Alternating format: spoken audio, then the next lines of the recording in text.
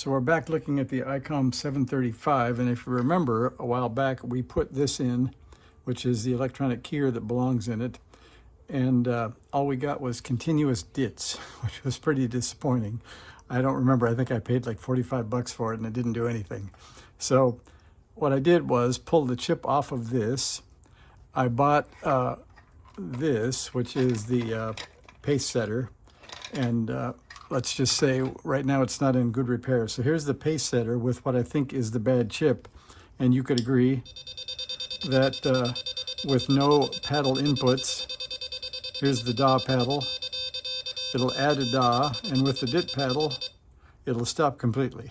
So this chip is quite sick, because before, with the good chip in it, the pace setter was working pretty well. So let's set that aside. So we took the good chip and we soldered it into this board. So I think we're ready for an install. So all I've done is pre-loosen a few screws. So it's 1, 2 in the front, 2 in the back,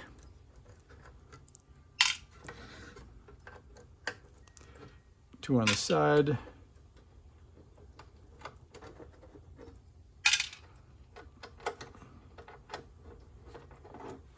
2 on the other side, and then what do you think? Do I have to take the ones out of the speaker? People are raising their hand in the back. So when you try to take off the cover, you find out, oh, it's not ready to go yet, and you can see it's bending up around the speaker. So sometimes you do that and your speaker drops to the bumper, but in this radio, that's not true. So we take out 4 more around the speaker.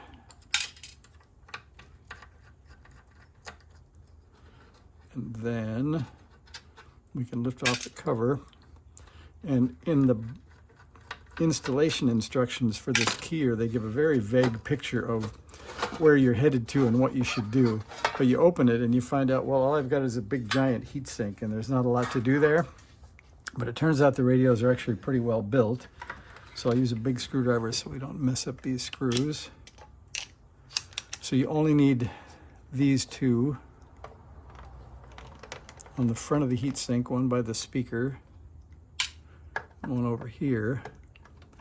And they've thoughtfully made this thing hinge open. You can see you can lift it like that. And that's the answer to the problem. So we're gonna put it on its side.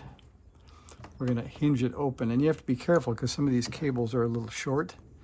So you have to kind of watch what's going on. But this one down here on the bottom is the one that is the smallest, and that is labeled, well, I'll tell you what it's labeled after I pull it out.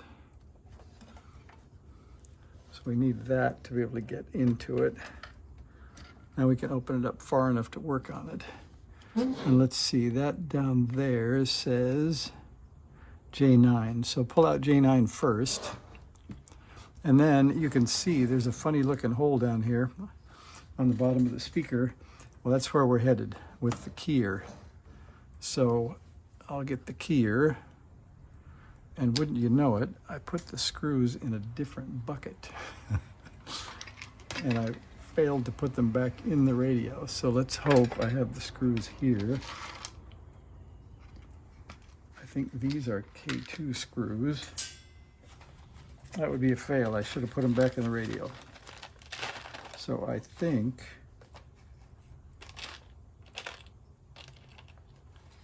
well, we're going to do this maybe with 1 screw for the video, and we'll see if this one works. Yeah, that fits. So we'll go ahead and mount that with the official 1 screw. And then we'll plug in the cables, because I'm pretty anxious to see if this board is going to work with the new chip in it. So we'll find out soon here.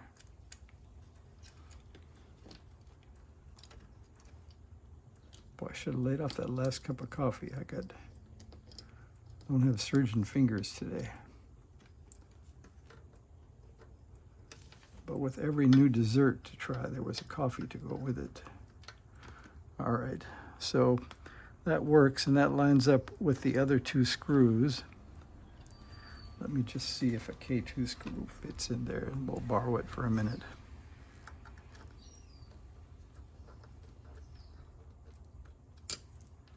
Okay, well, that'll work for right now.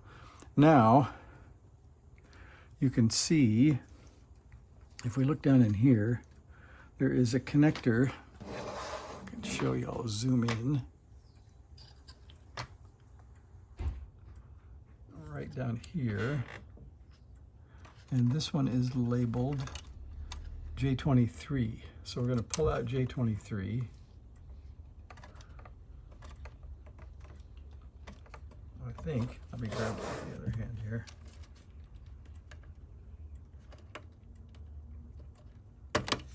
That pulled out. So then when you pull out J23, you get 2 wires. And you can put them directly into the 4-pin and the 3-pin jacks here on the keyer. Turn that like that. So you can see the way they're keyed.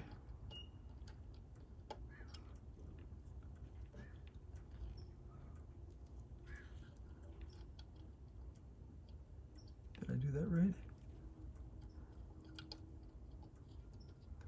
Maybe I didn't. Maybe it is the other way.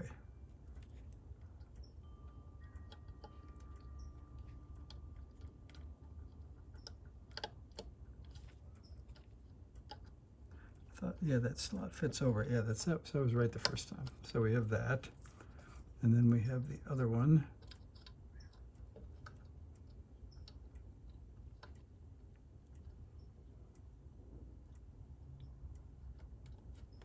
Like that. And then we'll put this one back into J9. A little bit of closing of the door, and that's kind of tight if your hands are big.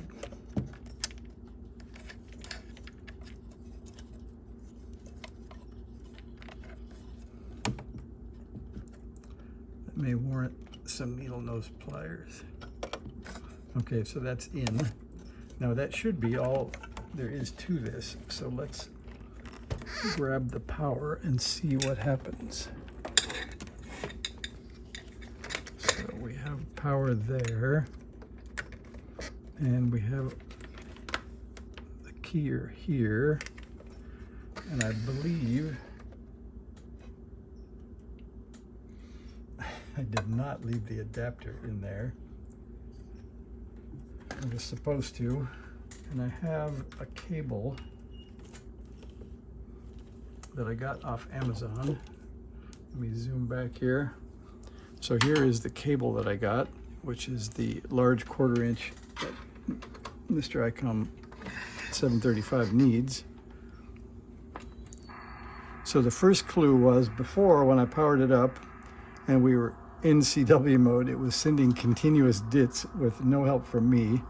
That problem seems to have gone away with the new chip. So let's see if we plug in the key. And I better hook an antenna up, and we'll put it on the dummy load.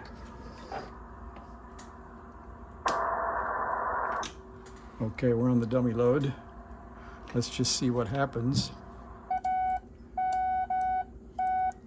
And speed is now, the electronic key button goes in, I think, and this is speed now. Yep.